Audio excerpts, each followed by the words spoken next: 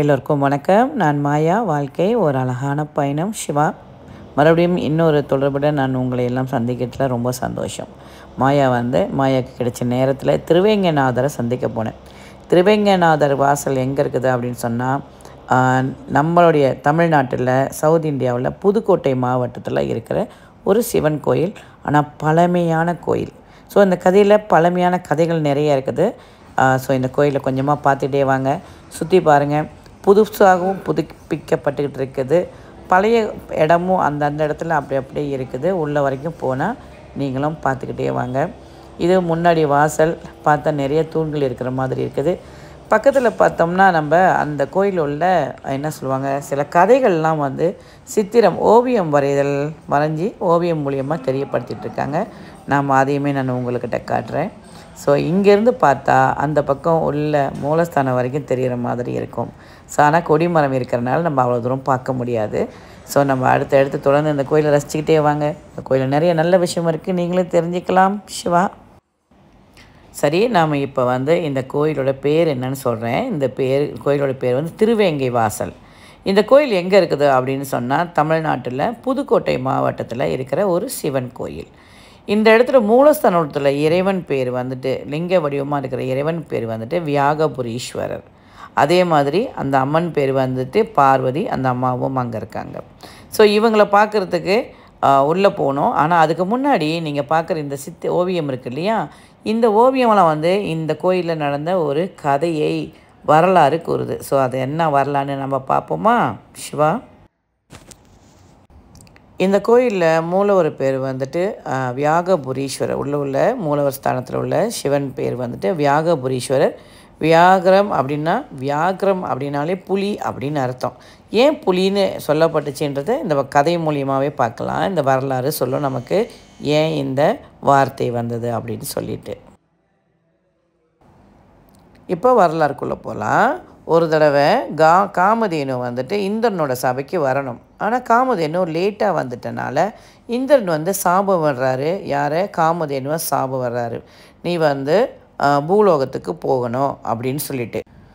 அப்போது காமதேனு என்ன செய்கிறாங்க, தன்னுடைய தவறை உணர்ந்து கபில முனிவர்கிட்ட போயிட்டு என்ன செய்யணும், இந்த சாபம் நீங்கிறதுக்கு என்ன பண்ணலாம் அப்படின்னு சொல்லி கேட்கும்போது கபில முனிவர் சொல்லுவார், பூமியில் நீ சிவனுக்கு அபிஷேகம் செய்யணும். எப்படி செய்வேன்னு எனக்கு தெரியாது, ஆனால் நீ ஒரு பசுமாடாக தான் நீ பிறப்ப, அப்போ நீ அவருக்கு பூஜை பண்ணணும் அப்படின்னு சொல்லிடுவார்.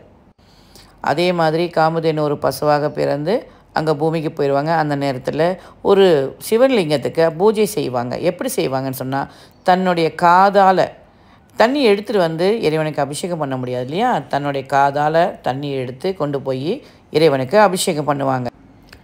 ஸோ இப்படி ஒவ்வொரு நாளும் பூஜை நடந்துக்கிட்டே இருந்துச்சு. அதே நேரத்தில் சிவன் காமதேனுவை காமதேனு பக்தியை சோதிக்கிறதுக்கு புலியாக மாறி காமதேனுவை, அதுவாக பசுவாக இருக்கிற காமதேனுவை சாப்பிட வந்தாராம்.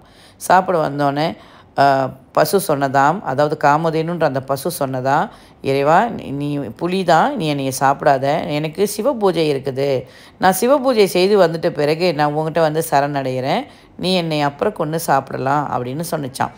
உடனே புலி அதுக்கப்புறம் தான் தன்னுடைய உருவத்தை இறைவன் காட்டினாராம். புலியாக இருந்தவர் சிவனாக மாறி அந்த பசுவுக்கு உபதேசம் பண்ணி அந்த பசு சாபம் நிவர்த்தியாகி அவர் மறுபடியும் காமதேனுவாக அந்த பசு மாறி போயிடுச்சான்.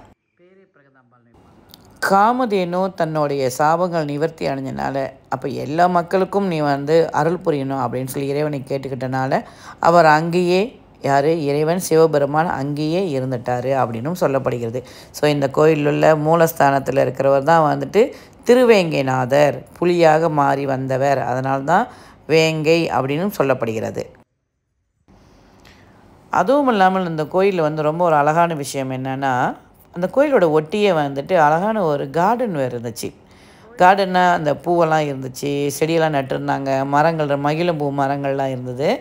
அதே நேரத்தில் அந்த இடத்துல எங்கே நின்று பார்த்தாலும் ரெண்டு உருவ சிலைகள் நம்ம பார்க்கலாம். சிவனை பார்த்தாலும் ரெண்டாக பார்க்கலாம், குருவை பார்த்தாலும் ஒரு இரண்டு உருவங்களாக பார்க்கலாம். ஒரு பக்கமாக நின்றுட்டு தாயாரை பார்த்தாலும் நம்ம ரெண்டு பக்கையாக பார்ப்போம். இங்குள்ள தாயாருக்கு பார்வதி தான், ஆனால் அவருக்கு தனிப்பட்ட இன்னொரு பேரும் இருக்குது. அதாவது அந்த அம்மா பேர் வந்துட்டு பிரகலாம்பிகை அப்படின்னு ஒரு பேர் இருக்குது. ஸோ இந்த அம்மாவுக்கு நிறைய பேர்கள் இருந்தாலும் பிரகலாம்பிகைன்ற பேர் எல்லா இடத்துலையும் எழுதப்பட்டிருந்துச்சு. நம்மளே உட்காந்து பார்த்துட்டு வந்தோம். ஸோ இந்த ரம்மியமான இடத்துல ஒரு 10 நிமிஷம் கண்ணை மூடி உட்காந்ததில் ரொம்பவே சந்தோஷம். எனக்கும் தியானம் பண்ணுறதுக்கு ரொம்ப அழகான இடமா இருந்துச்சு இந்த இடம். வெயிலாக இருந்தாலும் அடிக்கிற காற்றும் அந்த வளாகமும் ரொம்பவே மனசை ரொம்ப அமைதிப்படுத்துச்சு. சிவ சிவ. இந்த கோயிலில் இன்னொரு கதையும் இருக்குது. இந்த இடத்துல உள்ள பராசக்தி பிரகதாம்பாலாக இருக்காங்க. பிரகதாம்பாள் வந்துட்டு இந்த இடத்துல 2 இடத்துல இருப்பாங்க. ஒரே மாதிரி சிலையாக தான் இருக்கும். என்ன கதை சொல்லப்படுகிறதுனா, பிரகதாம்பாள் முதல்ல உள்ள ஒரு பிரகதாம்பாள் ரொம்ப நாள் ஆகிட்டாங்க அப்படின்னு சொல்லிட்டு அவங்கள எடுத்து தெப்பக்குளத்தில் போட்டு புதுசாக ஒரு சிலை வச்சுருக்காங்க. இந்த அம்மா தான் பிரகதாம்பாள். வேண்டிக்கிங்க, பிரார்த்தனை பண்ணிக்கிங்க சிவா. ஸோ அந்த அம்மா போயிட்டு தண்ணிக்குள்ளே போட்டு அந்த அம்மா போயிட்டு அந்த ஊர் மன்னனோட கனவில் போயிட்டு என்னையும் எடுத்து வை, நானும் ஆசீர்வாதம் பண்ணுவேன் அப்படின்னு சொன்னோன்னே மன்னர் வந்து மக்கள்கிட்ட சொல்லி அப்புறம் அந்த கோயிலேருந்து அந்த தண்ணிக்குள்ளேருந்து அந்த அம்மாவை எடுத்து வெளியே வச்சுருக்காங்க. அதனால் எங்கேருந்து பார்த்தாலும் அந்த அம்மாவை ஒரே இடத்துலேருந்து 2 அம்மாவும் பார்க்குற மாதிரி ஒரு தரிசனம் இந்த கோயிலில் இருக்கும். ஸோ நாமளுமே அதை பார்த்தோம். இங்கே பாருங்கள், இவங்க வரைஞ்சும் வச்சுருக்காங்க. இப்படி 2 இடத்துல வேறு இடம், ஆனால் நின்று பார்க்கும்போது ஒரே இடத்துல நின்று பார்க்குற மாதிரி இருக்கும். அந்த மாதிரி தரிசனம் இங்கே பிரகதாம்பாலோடது.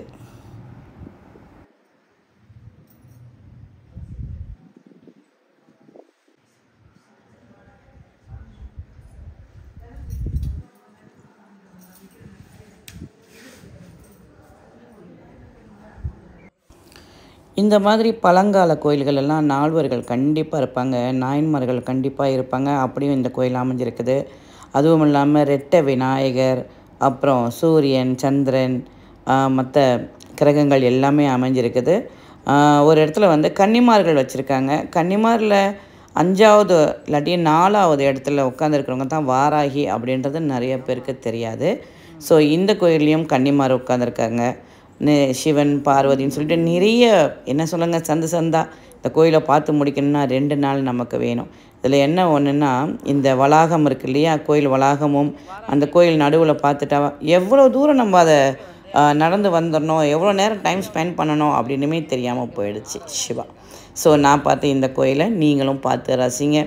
நீங்களும் ஆசீர்வாதம் வாங்கிக்கிங்க. எங்கேயாவது இருந்து எந்த ஆசீர்வாதமாவது உங்களையும் காப்பாற்றட்டும், உங்களுடைய பிரார்த்தனை நிறைவேறத்துக்கு வழிவகுக்கட்டும் சிவா.